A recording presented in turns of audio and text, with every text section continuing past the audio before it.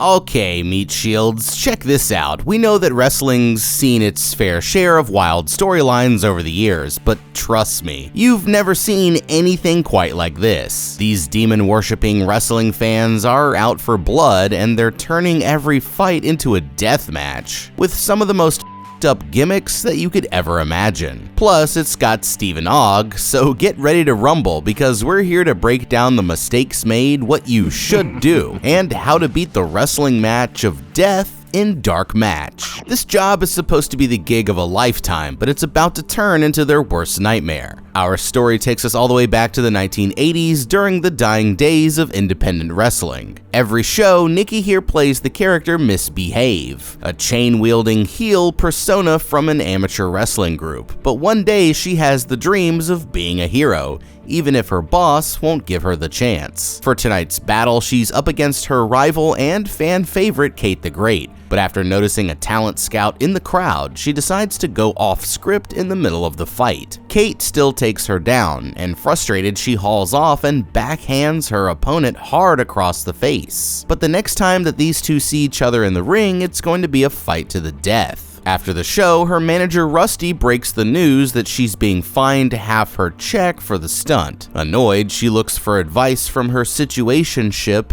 fellow heel Mean Jolene, but he's past his prime and still obsessed with an old rivalry against his arch nemesis, the Prophet. Later that night, Rusty gets a call from a mysterious client who offers them a whopping 50,000 V-Bucks for a private event somewhere deep in the countryside. To him, it seems like the best opportunity they've ever had, but soon they're going to realize that taking this gig was their biggest mistake. Okay, I can see why this is a tempting offer, but if they take this job, then they might as well start planning their own funerals. Her manager might be choosing to ignore the obvious warning signs for a paycheck, but for a veteran of the circuit like Nikki here, there should already be enough red flags for her to look past the money and start asking some questions. In fact, in the late 1980s, independent regional organizations like Rusty's were quickly losing all of their fans and money to the mainstream professional wrestling circuit. Major national events like WrestleMania drew in like hundreds of thousands of fans, and meanwhile, small-town heels like Misbehave here got absolutely left in the dust. I mean, for them, they were stuck with the gritty local shows, usually only a handful of fans, and sometimes paid as little as 25 bucks a gig, or even nothing at all, meaning that they'd have to keep a day job just to pay their rent, and that's exactly what makes this deal so suspicious. The client here is offering to pay them $50K for one night, when normally they'd be lucky to bring in $2,000 or $3,000 at most. That's more money than they'd make in a year, so either this mysterious wrestling fan is a terrible businessman, or that's just what he wants them to think. You know, the way that I see it, this looks like a textbook psychological manipulation. First, they used the anchoring bias by hitting him with a shockingly high offer, getting him fixated on the money to throw off his internal judgment scale. Then they used the scarcity principle by telling him that it could only be this weekend, forcing him to make the choice urgently without having enough time to think it over. You know, and the strangest part is, it's a dark match, which means that there won't be any cameras, aka no witnesses besides whoever is physically in the building. Now, if it were me, I'd want to ask Rusty who the client is, like where exactly we were going, and if he had signed an official contract before I agreed to join this gig. This allows her to prepare herself with as much information as possible, and if it's too suspicious, she can simply choose not to go. And actually, before leaving, I'd tell a trusted friend where we were going and when I expected to be back, since the place is extremely isolated and they might not be able to call for help once they get there. I would also be keeping that fang on me, or at least some pepper spray or brass knuckles just in case the went down, and I had to defend myself with more than just some wrestling moves. But once they see what this client has planned, they're gonna wish that they'd just gone to clown college instead. The next day, Rusty gathers up all the talent as they get ready to hit the road. After settling things with Kate, the faces and heels get their respective vans and start the drive, traveling all day until they finally arrive at the venue just before dark. Thanks to a flat tire, the heels end up getting there a few hours behind schedule, and they're surprised to see that the place looks like it's sort of a compound. But once again, their manager convinces them not to overthink it, reminding them how badly they all need the money. They're greeted by an extremely enthusiastic host who welcomes them in, telling them that the party is already in full swing. Following her inside, they find the heroes already mixing with the crowd, and Rusty tells them all to go cut loose before the big event tomorrow. But for Nikki at least, something about this place just feels strange. She meets up with Joe near the bar, where he's just grabbed some cups of the mysterious green liquid that everybody else seems to be drinking. While Nikki goes to the bathroom, the party suddenly goes silent as the group's leader appears on a balcony high above the crowd. Raising a goblet, he wishes them all a glorious Lupercalia and welcomes the wrestlers in as their guests of honor, ending his speech with a toast to sacrifice, as his followers break into a chant. It's absolutely bizarre, and Joe here immediately gets suspicious that these people are more than just your average religious types. But that's when the sedatives in his drink begin to kick in, and he starts losing focus before he can warn the others. Meanwhile, in another part of the house, Kate convinces Nikki to try out some of the local greenery. And sure enough, she instantly gets hit with the same hypnotizing effect. Struggling to stay alert, Joe asks one of the partygoers for help finding his girlfriend, but she ends up dragging him back to his cabin instead. And by now, he's too immobilized to put up any kind of a fight. As for the manager, the two groupies lead him upstairs and handcuff him to the bed, but just when it looks like his dreams are about to come true, they come back with a searing hot iron and force him down, branding a demonic symbol into the side of his chest. The next morning, Nikki wakes up later than usual, realizing that she never got in her PJs or even made it under the sheets. Thinking that it was all just a long night, she meets the others back inside for breakfast, only to notice that their manager is acting kinda strange, and her boyfriend Joe isn't there at all. They're even making the heels and faces stay apart before the match, claiming that it's all for the show, but when Nikki mentions her concerns to the others, no one else seems to have a problem. Worried, she heads over to check on Joe, but when he opens the door, she finds the other woman still lying in his bed. Scrambling for an explanation, he says that he can't remember anything from the night before, but she gets frustrated and storms out of the cabin without listening to his side of the story.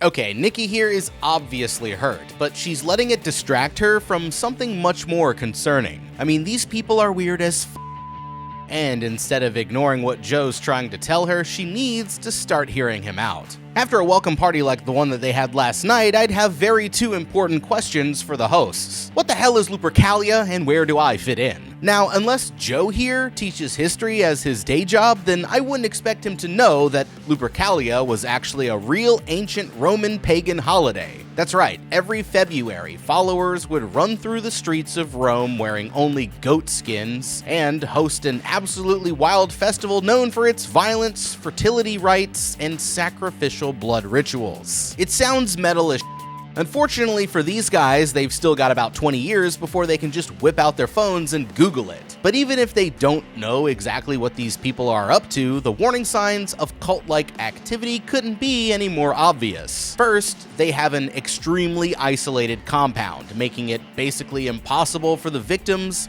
or even the cult members themselves to contact the outside world. The use of sedative-laced drinks is another classic move used to coerce control, but avoiding this one really comes down to common sense. If you ever find yourself at a strange compound and someone offers you a cup of mysterious green juice, you say no, thank you, find the back door, and run far away as fast as you possibly can. Now, Nikki here can tell that something is wrong, but only Joe got to see just how messed up these people really are. And if I were him, then I'd already be planning an escape attempt before they find out what kind of sacrifices this cult has in mind. The absolute last thing that you'd want to do is show that you're suspicious, so instead he needs to play along whenever he's visible to the crowd and only express his true concerns to his fellow wrestlers. I'd start with the other heels first, since they're allowed to stay together before the match, pointing out everything suspicious that happened the night before, and how the amount of money they're offering is way too good to be true.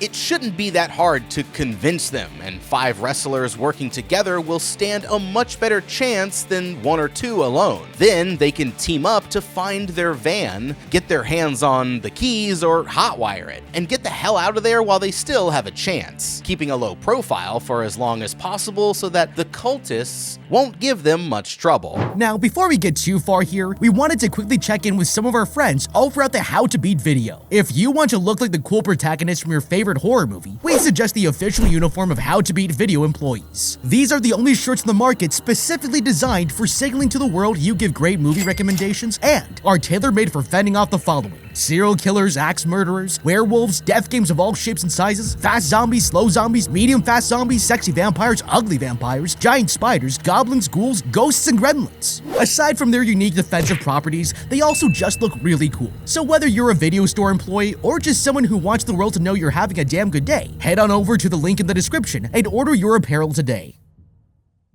Annoyed, Nikki goes for a walk and eventually comes across the barn where they'll be hosting the match later that night. Turning on the lights, she notices a poster with a breakdown of the events, and it seems like each match has its own theme based on one of the 4 elements. It isn't long before Joe finds her and tries to apologize, explaining how he thinks they put something in his drink, but Nikki here isn't sure if she really believes him yet, deciding that she'd rather focus on the show instead. One 80s style pump-up montage later, and it's time for the big event, with the owners putting the heels down in the grimy looking basement. Before they get started, Rusty here comes to give his usual pep talk, only this time she notices that he seems unusually nervous. But when she tries to ask him what's wrong, he just plays it off like it's nothing. Back upstairs, the spotlights go on as the leader welcomes everyone to the show, announcing that it's officially time for the offerings to begin. Round 1 is a tag team match between Thick and Thin and their rivals, the Beast Brothers. But as their opponents come out from backstage, they realize that they've made some unexpected changes to their costumes, putting real metal spikes on their shoulder pads. Grabbing the mic, Thin gives a classic wrestler monologue to get the crowd hyped up, but it's obvious that the audience is totally against them. Now that they're ready for a SmackDown, Rusty announces that this match is themed after the element wind, and pulling back a tarp, they reveal a giant circular fan built into the center of the ring. Concerned, the heels try and ask him what's going on, but he simply tells them to do their jobs, as he's quickly pulled away by one of the henchmen. Just then, the fan finally begins to spin, and down in the basement, Nikki realizes that they've just turned on some kind of large machine. Getting suspicious, she tries the door only to find that it's locked, and the guard who answers says that they aren't allowed to go watch the other fights. She claims that it's for their safety, but to her, it seems fishy, and that's when she notices that they're all carrying guns. The match begins with a one-on-one, but the Beast Brothers ditch their usual choreography and start kicking Thin's ass all over the ring. He keeps getting dangerously close to the fan, and they aren't holding back as they hit him with one bone-breaking move after another, pummeling him senseless until his partner finally decides to step in. Seeing that he's getting destroyed, Thick runs in to save him only to be knocked senseless the moment that he enters the ring. He still hasn't realized that they're not following the script anymore, but it's too late by the time that one of them wraps a steel wire around his neck. Pinning his friend to the mat, they pull cable into his throat until it slices open the artery, sending blood spraying all over the arena as it's caught in the wind from the fan. Struggling to his feet, the man takes a few more steps before finally succumbing to his injuries. And ringing the bell, the leader announces that the match is complete. This makes 2 down with 8 more to go.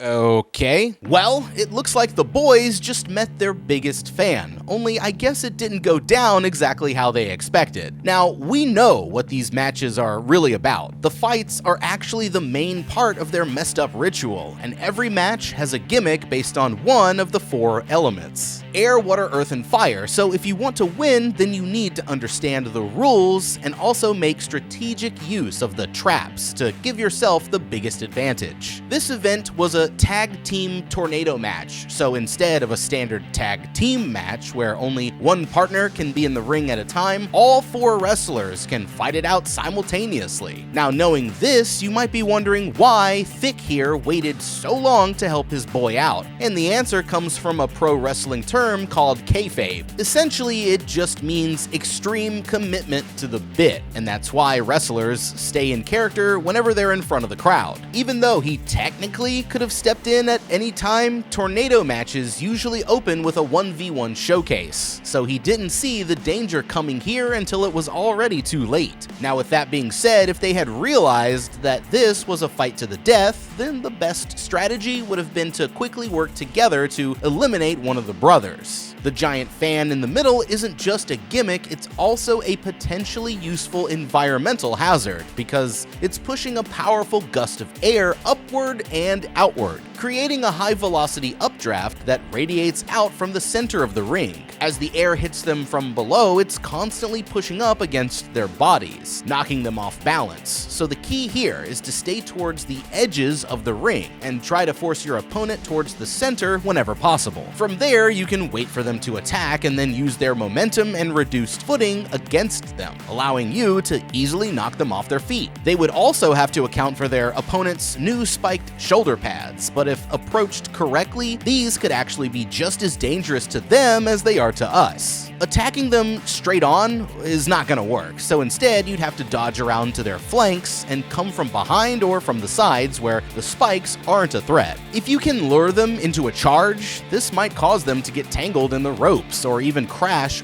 right into their own teammate if you lined it up just right. And as soon as one of them is stunned, you're free to go in for the elimination. Turning on their own friends wouldn't have been that easy, but the Beast Brothers here already had made their choice. And when that happens, you have to do what you have to do in order to survive. After cleaning up the ring for the next match, the host grabs Nikki here and says that it's her time to shine. She still hasn't realized just how dangerous the situation really is, but pulling Joe in for a good luck kiss, she warns him to be careful, pointing out that the guards are carrying a suspicious amount of firepower. Up above, Rusty announces that it's time for the second event, dropping a hint that it's going to involve sprinklers, as if he's hoping for Nikki to hear him. The crowd starts going crazy with excitement, but the henchman catches on to what he's doing and signals them to be quiet, warning him that he better play along or else he'll be sacrificed along with the others. In the basement, Joe begins to worry that the other wrestlers aren't showing up, and now he's starting to wonder what their hosts are really up to. As the match begins, the audience goes crazy for her nemesis, Kate, but they're all completely silent as Nikki enters the ring. Normally, she'd at least get some boos, but it's so unusual that she instantly recognizes something must be very wrong. Leaning closer, she warns Kate that these people aren't normal, but then out of nowhere, she starts taking full-strength swings straight for Nikki's face, all while trying to play it off like it was just an accident. Confused, Nikki gives her one more chance to cut it out, but Kate keeps attacking her without holding back, and knocking her to the mat, she drops the news that this match isn't over until one of them is dead. With the door locked and the guards refusing to let them out, Joe and his silent friend, the Enigma, start searching the room for another exit, only to find out that all of the furniture is bolted to the floor. Looking around, Enigma eventually discovers a loose panel on the wall, pulling it back to reveal a crawl space on the other side, but it looks like a dead end, leaving them trapped down there for now. In the ring, Nikki's still getting beat up when the host turns on a bunch of sprinklers, covering the mat in a slippery layer of water. Knocking her down, the girl goes for a kick only to slip and fall flat on her back, giving Nikki a chance to get in a solid kick of her own. That's when the audience throws in some weapons, but instead of props, this time they're making her use a real metal chain. And when she turns around, Kate starts coming after her with a f***ing medieval flail. Horrified, she begs the girl to stop, but Kate finally reveals that she's doing this on purpose, and the truth is that she's been working with the cult all along. Charging at her with an overhand strike, she brings it down just as Nikki dodges out of the way, causing her weapon to get caught in the rope.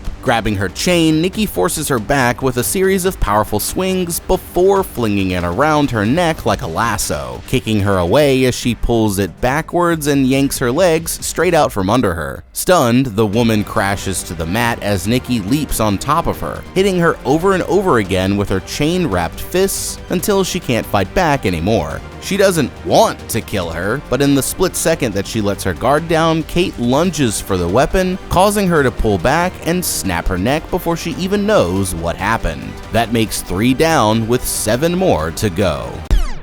Okay, well, I guess that rivalry is settled. This was the first match to bring in weapons, and Kate's flail could have been absolutely devastating against an unprotected opponent, and luring her into getting the chain caught in the ropes was a pretty perfect decision that opened her up for Nikki's counterattack. With the chain wrapped around her neck, she kicked Kate forward, producing a forward force vector through her natural center of mass, and creating forward rotational momentum. And now that the faces aren't starting with the element of surprise anymore, this fight was a pretty perfect demonstration of how the opponent with the highest battle IQ will be the one who makes it out of here alive. Now, we also learned some important information about how the matches work. The cult clearly wants the faces to win, but even if the fights don't go the way that they were planned, they have to follow their self-imposed rule of only one death per match. So if you can't convince your opponent to stop, then defending yours is a perfectly viable option, because winning the fight and getting taken back down to the holding cell only gives you more time to work on your own escape.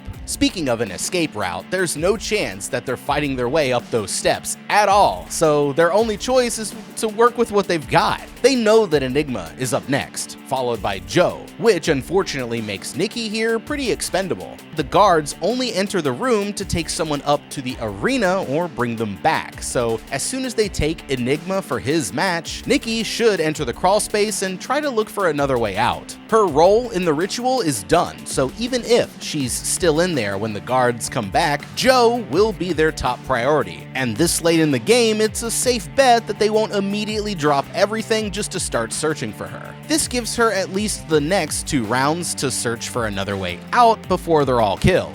And it's a lot better than sitting here in this basement waiting to die. Shocked, Nikki crawls away in disbelief, and the group's leader rushes into the ring, revealing that he was actually the girl's father this whole time. It may not have ended how they wanted, but the rules say that there's only 1 elimination per match, so they drag her back downstairs and wait for the other heels. The others make a run for the door as soon as they hear the keys hit the lock. Heartbroken, Nikki explains what happened in the ring, telling them how her rival turned out to be the leader's daughter. And that's when Mean Joe here finally makes the connection, realizing that the group's mysterious leader is actually none other than his old arch nemesis, the Prophet. According to him, the man always had a strange religious side, which eventually turned into a full-blown obsession with the occult. As it got worse, his fans turned from loyal followers into a literal cult themselves, and they kept causing trouble until he was finally banned from the league. His very last fight was the title match against Joe, and although he wasn't supposed to win, he suddenly went off script and forced the man to take him down for real, disappearing in shame now that his career was over. Just then, the guards come back and announce that it's time for the next round. Joe says that he wants to meet their leader face to face, but it looks like he's going to have to wait because they quickly take their friend Enigma instead and hustle him up to the ring.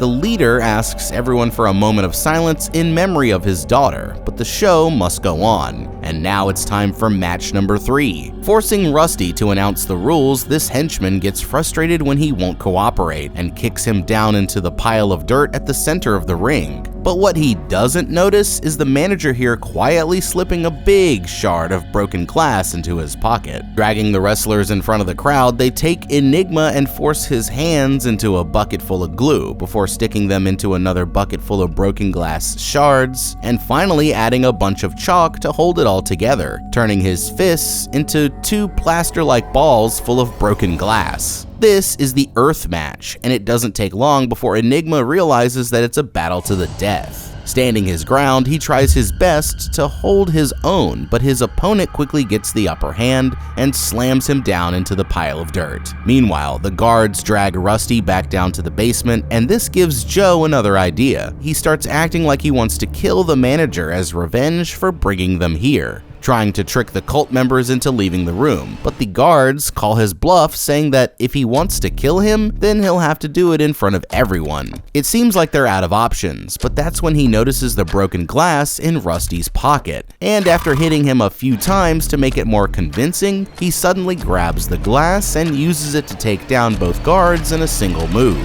as Nikki runs in to help finish them off.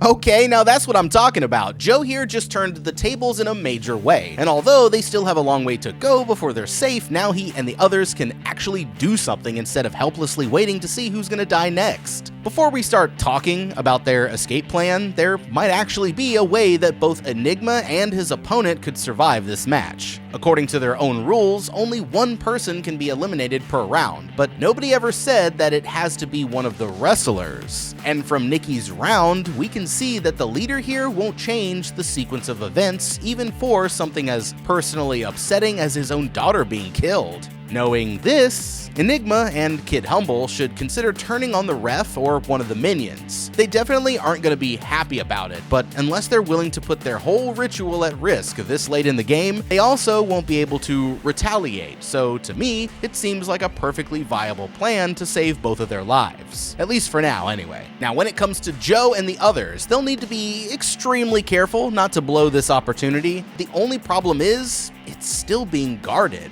What they should do is wait for just the right moment when the guard is distracted and then sneak up on them from behind and use their superior hand-to-hand skills to quietly take him down. Then, once it looks like the coast is clear, Joe can run for it first, but he's not going to be carrying a weapon. Remember, the cult needs him for the last phase of the ritual, which means that he's safe from harm right now, allowing him to create a distraction. Meanwhile, Nikki and Rusty can sneak outside and look for a car that they can get started. And once they have a vehicle secured, they come back blasting, giving Joe and Enigma a chance to get to the car so that all four of them can make an escape. With the guards defeated, Rusty here says that it's good to see his wrestlers working as a team again, but Joe slugs him straight in the face. They're still holding him responsible for getting them into this mess, and owning up to it, he admits that the leader is actually filming the fights and selling the tapes for a huge profit on the black market. The whole cult aspect is really just a side plot, and the truth is that he's only interested in two things: money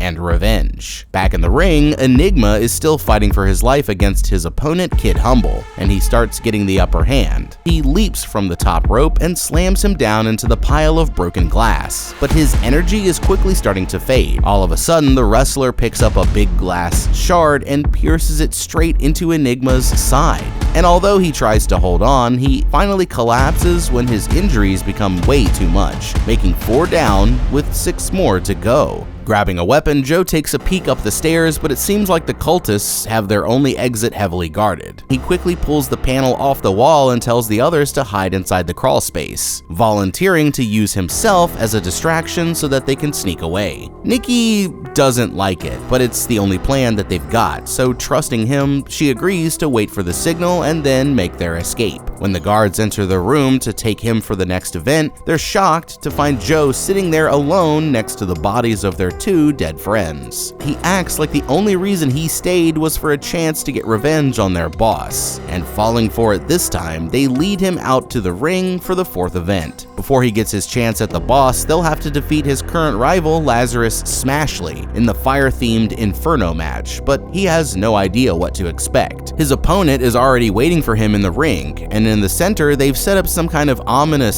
sacrificial altar. The henchman throws a handful of powder into the basin, and the leader announces that it's time for the match to begin. As the fight starts, the referee helps Lazarus with his signature pre-match ritual of applying an entire can's worth of hairspray. But that right there was his biggest mistake. Joe begs him not to go through with this, but the man replies that they'll kill his family if he doesn't play along, meaning that he has no choice but to do what they say. They're surrounded by flamethrowers at every corner of the ring, and as he lunges at Joe, all he has to do is step to the side, causing his opponent to charge headfirst straight into the fire. The man immediately goes up in flames as the crowd roars with excitement, and although he begs them to put it out, they let the man burn to a crisp without even trying to help him, making 5 down with 5 more to go.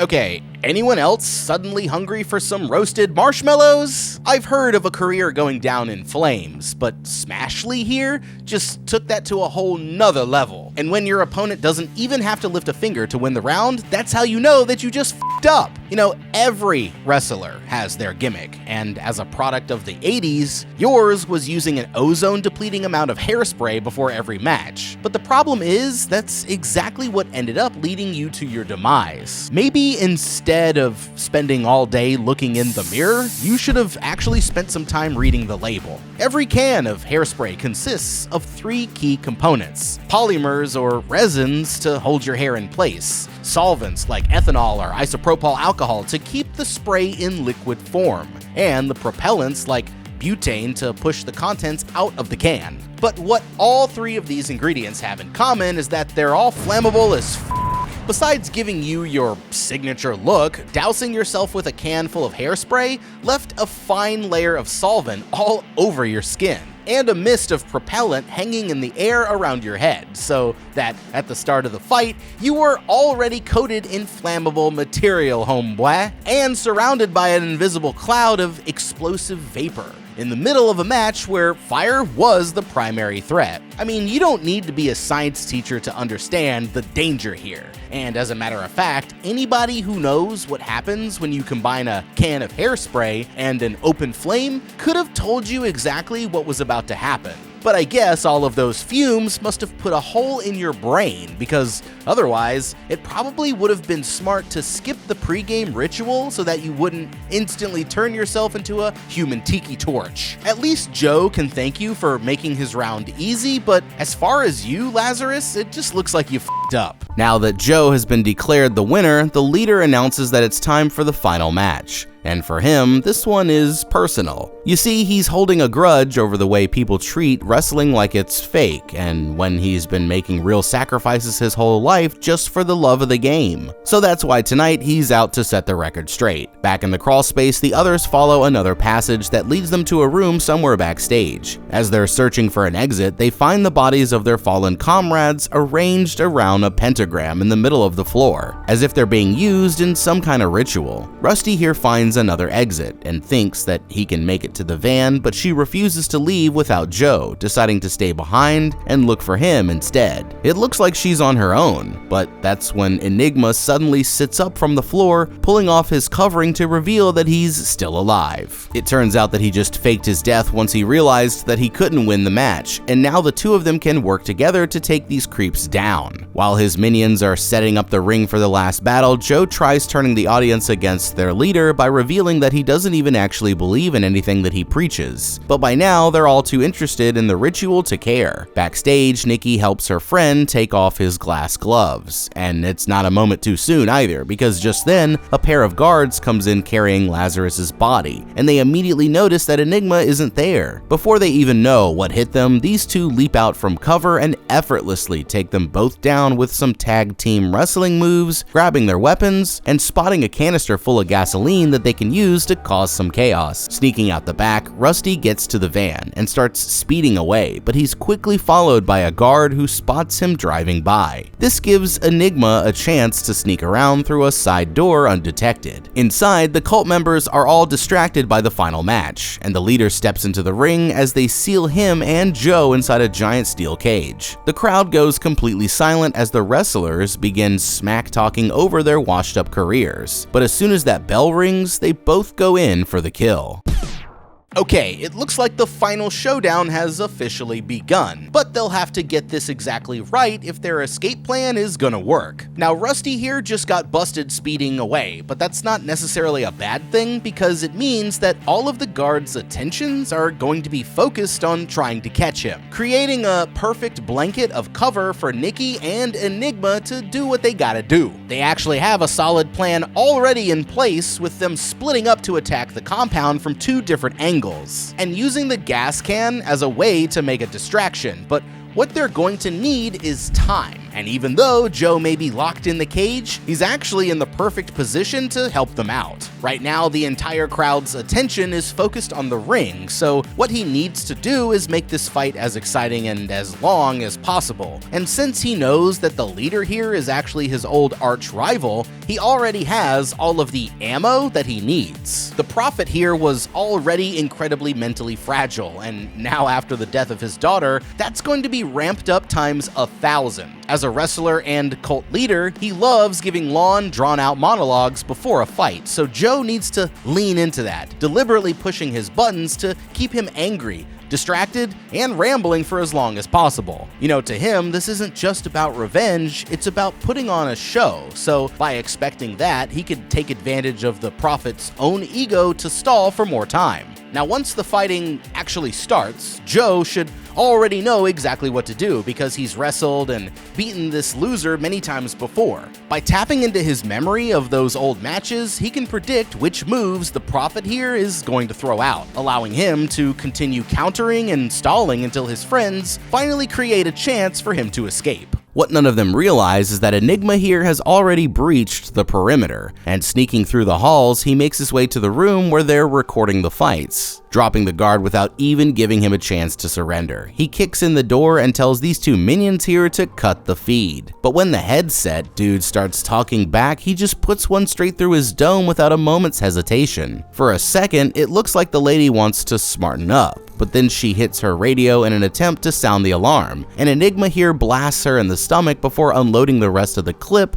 into their equipment. This takes their broadcast off the air for good, but when he looks at his own injuries, he realizes that they're getting worse, and leaves without noticing that the other cultist is still alive. Clueless that his friends are staging a hostile takeover, Joe keeps battling it out with his old rival until he starts to run out of gas. Thinking that he's done for, the leader fires up the crowd as he gets ready to finish him off. But that's when a real fire starts at the back of the barn. Panicking, everyone starts running for their lives as the entire building goes up in flames. Emerging from backstage, Nikki aims her pistol and tells the Prophet to stand down. But suddenly, the henchman comes running at her with a pitchfork and knocks the weapon out of her hands. Dodging it just in time, she breaks off the handle after it gets stuck in the bleachers, using the broken end to start kicking his ass. But he wrestles it away and manages to take her down. She can't escape, but she remembers Enigma's strategy from earlier and pretends to fall unconscious. And just when he lets his guard down, the wrestler comes running in and drop kicks him straight onto the wooden spike.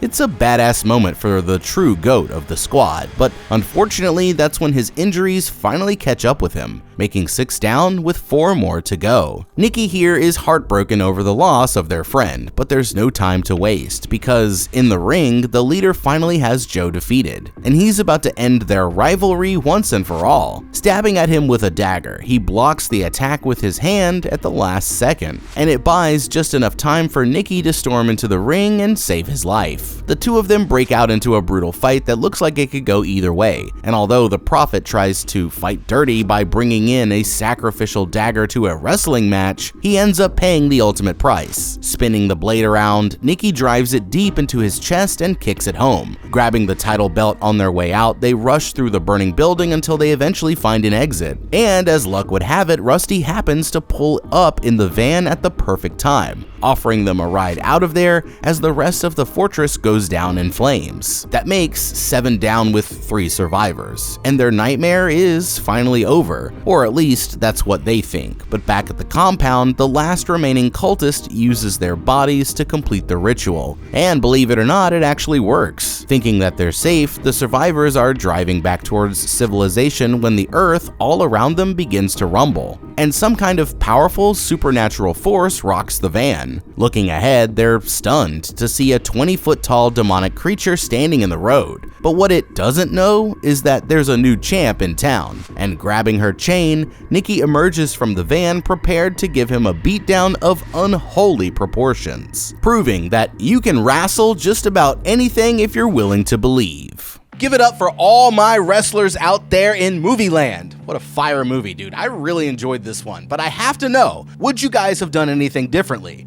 I mean, you guys probably have watched wrestling more than I have and can comment some quick moves that they should have pulled off a little bit better in a ring. But anyways, if you liked today's video, give me a like and subscribe and check out that How to Beat playlist for more videos just like this one. I'm the guy. We'll see you in the next video and have a damn good day.